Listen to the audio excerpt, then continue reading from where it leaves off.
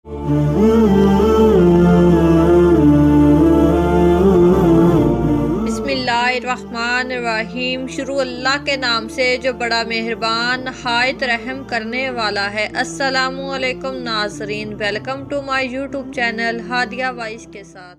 मोहतरम नाज़रीन इकराम, आबिद किसको कहते हैं? आबिद इस शख्स को कहते हैं जो अल्लाह तबारक ताला की बहुत ज़्यादा इबादत करता है। बनी इसराइल में कुछ ऐसे आबिद थे जिन्होंने अल्लाह तबारक ताला की इतनी ज़्यादा इबादत की कि अल्लाह तबारक ताला ने इनको करामात अता की। नाज़रीन, आज की इस वीडियो में हम आपको हज़रत मूसा अलैहिस्सलाम के ज़माने के 3 दिलचस्प और सबक आमोज वाक़यात बयान करेंगे, जिनमें पहले 2 वाक़ये 2 इबादत गुजारों के बारे में है और तीसरा वाक़या एक मजदूर शख्स के बारे में है। इबादत गुजार शख्स जिनमें से एक को अल्लाह तबारक ताला ने कहा कि तुम जहन्नम में जाओगे, लेकिन बाद में जन्नत की बशारत दे दी गई, और दूसरा वो इबादत गुजार शख्स था जिसको इबादत करने का इतना शौक था कि वो चाहता था कि मैं इतनी इबादत करूं कि मुझे खाने पीने का वक्त भी ना मिले, यानी कि पूरे 2400 घंटे अल्लाह तबारक ताला की इबादत में गुजारूं। लेकिन ये आबिद एक ज़नाकार औरत के पास चला गया। इस ज़नाकार औरत से क्या किया? जब वो ज़नाकार औरत मर गई तो हजरत मूसा अलैहिस्सलाम ने इस ज़नाकार औरत की तजवीज़ और तकफीन का इंतजाम क्यों किया, और अल्लाह तबारक ताला ने इस इबादत गुजार को और इस ज़नाकार को जन्नत में भेज दिया। तीसरा वाक़या ये है कि हजरत मूसा अलैहिस्सलाम ने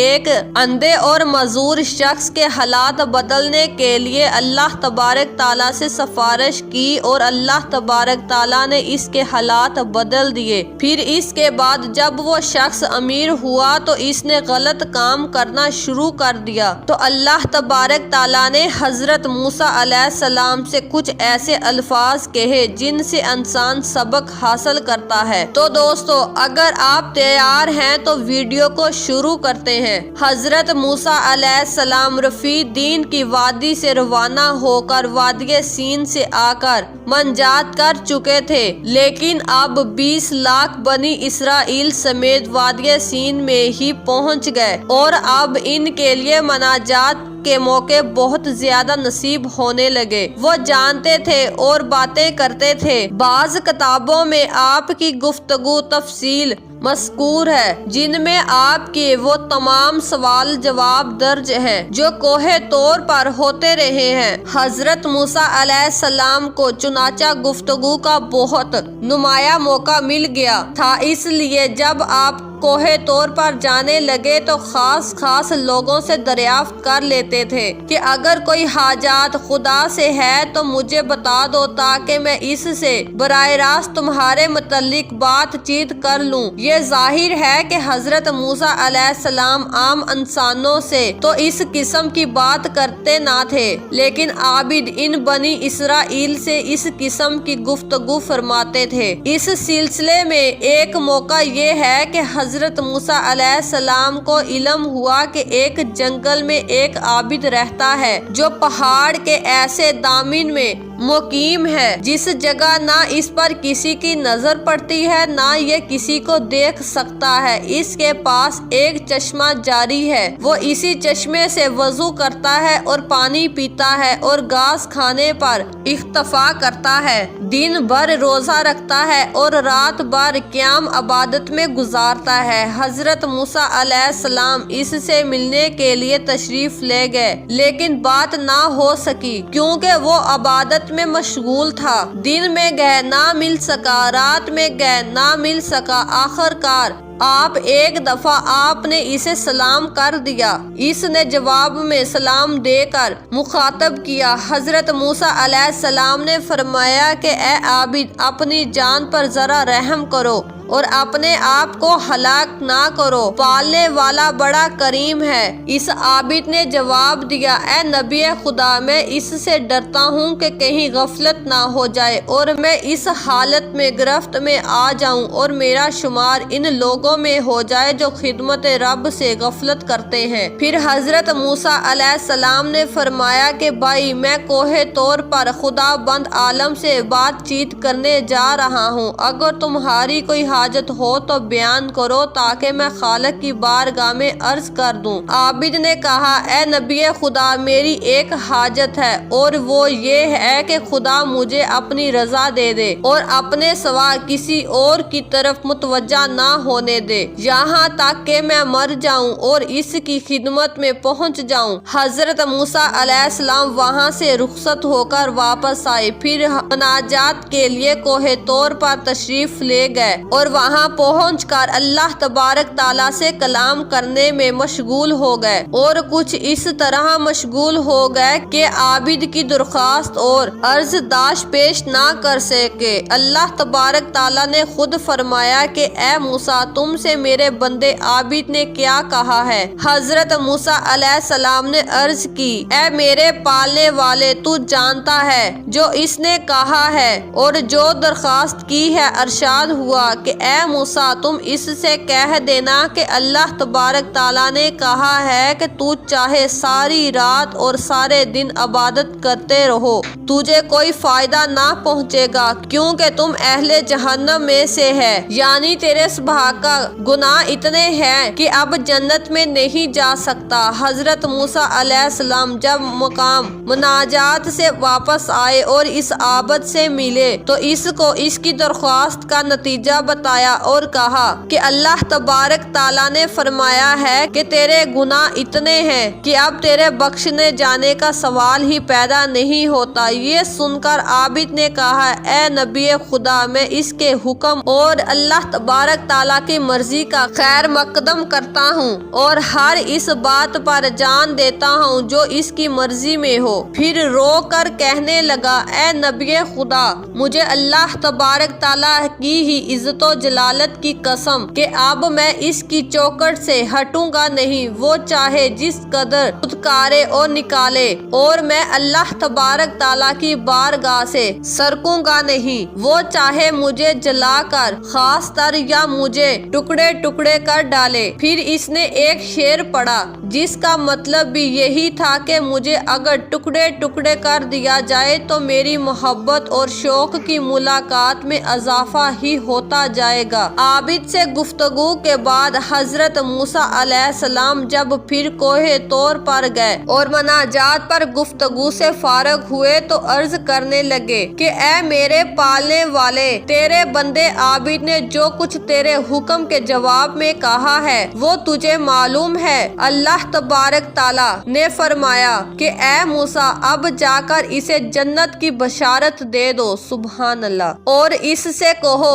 چنانچہ تو نے میری مرضی کو تسلیم کر لیا اور سخت سے سخت حکم کا خیر مقدم کیا، اس لیے میں نے تجھے بخش دیا ہے۔ اور اب تجھے بتاتا ہوں کہ دری حالات اگر تیرے گناہ زمین و آسمان سے بھی زیادہ ہوتے تو میں انہیں بھی بخش دیتا۔ حضرت موسیٰ علیہ السلام جب مناجات سے فارغ ہو کر واپس آئے، اس عابد سے ملنے گئے اور اس سے فرمایا کہ میں نے تیرا پیغام بارگاہ خداوند میں پہنچا دیا ہے، اب اللہ تبارک تعالیٰ نے حکم دیا ہے کہ میں تجھے جنت کی بشارت دے دوں۔ یہ سن کر عابد بنی اسرائیل فوراً سجدے خالق میں گر پڑا اور حمد و ثنا کرنے لگا، پھر وہ سجدے سے سر نہ اٹھا سکا یہاں تک کہ موت آ گئی اور وہ بارگاہ خالق میں جا پہنچا۔ دوستو، آپ کے سامنے ہم دوسرا واقعہ بیان کرتے ہیں۔ یہ واقعہ بنی اسرائیل کے ایک عظیم زاہد کے متعلق ہے جو بے شمار کتابوں میں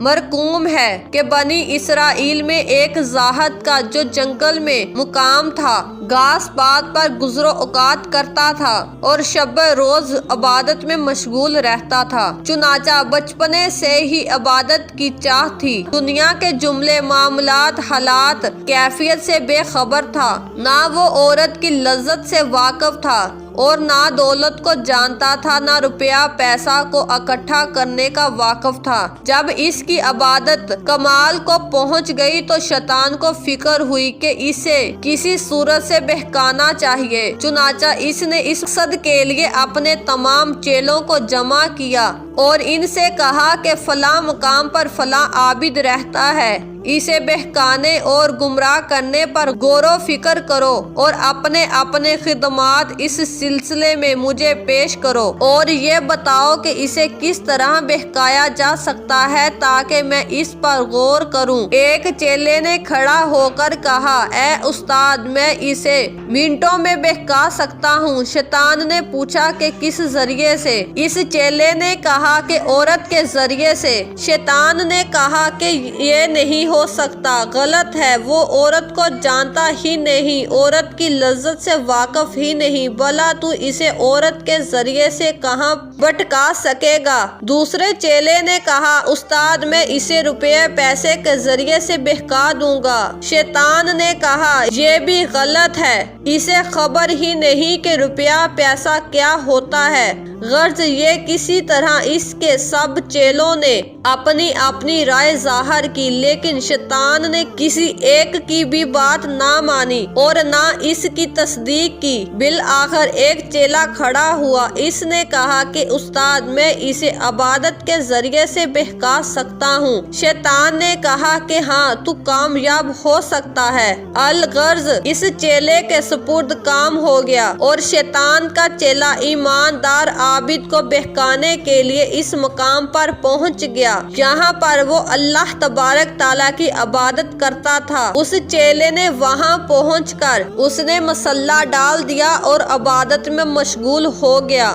عابد کسی وقت کھانے کے لیے، سونے کے لیے اور دیگر ضروریات زندگی کے لیے اس سلسلے عبادت منتقیت کر دیتا، لیکن شیطان کا چیلا کسی وقت بھی سلسلہ عبادت منتقل نہ کرتا تھا، کیونکہ نہ اسے کھانے کی ضرورت تھی نہ پینے کی ضرورت تھی۔ وہ مشین کی طرح ہر وقت 24 گھنٹے مسلسل عبادت میں مشغول رہتا تھا۔ زاہد چند دنوں تک تو اسے دیکھتا رہا لیکن کچھ نہ بولا۔ ایک دن اس کو خیال آیا کہ جس شان کی یہ عبادت کرتا ہے، میں اس سے محروم ہوں۔ اگر کوئی ایسی صورت پیدا ہو جائے کہ مجھ میں وہی طاقت آ جائے جو اسے حاصل ہے تو میں اور بہترین عبادت کر سکوں گا۔ یہی سوچ کر اس عابد نے سوچا کہ کیوں نہ میں اس سے پوچھوں۔ یہ عابد اپنے مقام سے اٹھا اور اس کے قریب گیا، اس سے بات کرنا چاہا مگر اس نے رخ نہ دیا۔ بہت انتظار کے بعد متوجہ ہو کر بولا، کیا بات ہے، کیوں آئے ہو اور تم کون ہو؟ انہوں نے اس بات کا جواب دینا چاہا مگر وہ پھر عبادت میں مشغول ہو گیا۔ عبادت میں دوبارہ مشغول ہونے کی وجہ سے کچھ نہ سن سکا۔ پھر وہ عابد کافی دیر انتظار کرتا رہا مگر وہ شیطانی عابد اس کی طرف متوجہ نہ ہوا۔ کافی انتظار کے بعد اس نے کہا، جو کچھ کہنا ہے جلدی کہو، میرا وقت ضائع نہ کرو۔ اس عابد بنی اسرائیل نے کہا کہ میں یہ دریافت کرنا چاہتا ہوں کہ آپ کو عبادت کی یہ طاقت کہاں سے اور کیوں کر حاصل ہوئی، اور کیا یہ ہو سکتا ہے کہ یہی طاقت مجھے بھی مل جائے تاکہ میں بھی آپ کی طرح عبادت کر سکوں۔ شیطانی عابد نے کہا کہ ہماری خاص چیز ہے، ہم اسے کسی کو نہیں بتا سکتے۔ یہ کہہ کر وہ شیطانی عابد پھر عبادت کرنے میں مشغول ہو گیا۔ یہ بیچارہ پھر انتظار کرنے لگا۔ جب پھر متوجہ ہوا اس نے اصرار کیا کہ آپ ضرور یہ مہربانی میرے حال پر کر دیجئے اور یہ بتا دیجئے کہ عبادت کی یہ طاقت ہے کہاں سے حاصل ہو سکتی ہے۔ اس شیطانی عابد نے کہا کہ میں بتا دیتا ہوں لیکن تم کسی سے نہ کہنا۔ آپ بھی دینی اسرائیل نے اس بات کو راز رکھنے کا وعدہ کیا۔ اس شیطان کے چیلے نے کہا کہ سنو، فلاں بازار میں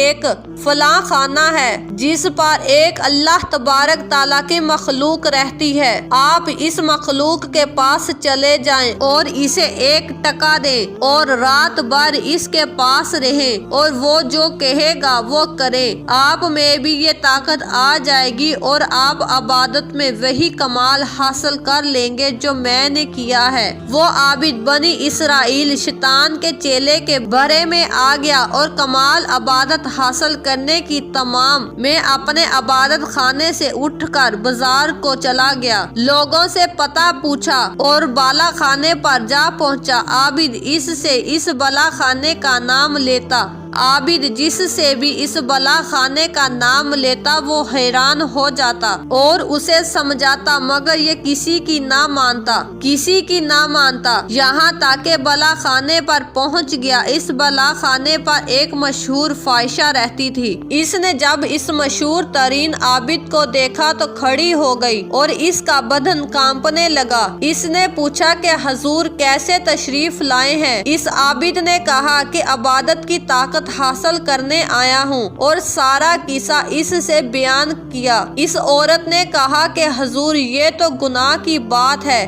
آپ کہاں آ گئے ہیں؟ اور اس نے سمجھانے میں اصرار کیا مگر وہ ایک نہ مانا۔ تو اس عورت نے کہا، میری ایک بات مان لیجئے، اور وہ یہ ہے کہ میں کہتی ہوں کہ جس نے آپ کو یہاں بھیجا ہے وہ شیطان ہے، اور اس کی پہچان یہ ہے کہ اب وہ آپ کو بہلا کر اپنا کام کر چکا ہے اور وہ یقیناً اس جگہ سے چلا گیا ہوگا۔ آپ واپس جائیے، اگر وہ اپنی جگہ پر مل جائے تو آپ مجھے جھوٹا سمجھے، اور اگر نہ ملے تو یقین کر لیں کہ وہ شیطان تھا۔ یہ بات سن کر اس کی سمجھ میں آ گئی اور وہ بالا خانے سے اتر کر اپنی منزل کی طرف چلا اور وہاں اسے اس شیطان کو نہ پایا، توبہ استغفار کیا اور پھر اللہ تبارک تعالیٰ کی عبادت میں لگ گیا۔ عابد کا بالا خانے سے اترنا تھا کہ ملک الموت پہنچے اور اس فاحشہ عورت کی روح قبض کر لی۔ حضرت موسیٰ علیہ السلام کو حکم پہنچا کہ میری ایک کنیز فلاں مقام پر مر گئی ہے، اس کی تجویز و تکفین کا انتظام کرو۔ عرض کی، اے پالنے والے، وہ تو ایک فاحشہ عورت تھی۔ ارشاد ہوا کہ وہی میری کنیز ہے۔ اے موسیٰ، اس نے میرے ایک عابد کو جہنم سے بچایا ہے، میں نے اس کو جہنم سے بچا لیا، میں نے اس عورت کے سارے گناہ بخش دیے ہیں۔ تو ناظرین، اب تیسرا واقعہ بیان کرتے ہیں۔ ایک روایات میں آتا ہے کہ ایک مرتبہ حضرت موسیٰ علیہ السلام مناجات کے لیے جاتے ہوئے ایک دریا کے کنارے سے گزرے تو اس پر ایک شخص نہایت بری حالت میں پڑا ہوا تھا۔ وہ اندھا بھی تھا، لولا بھی تھا اور لنگڑا بھی تھا، مفلوج بھی تھا، غرض یہ کہ مختلف عوارض و امراض میں مبتلا تھا۔ اس شخص نے جب حضرت موسیٰ علیہ السلام کو دیکھا تو کہنے لگا، اے نبی خدا، آپ خدا سے کلام کے لیے جا رہے ہیں تو اللہ تبارک تعالیٰ سے میری ایک درخواست بارگاہ خداوند کریم میں پہنچا دیجئے اور میری سفارش کر دیجئے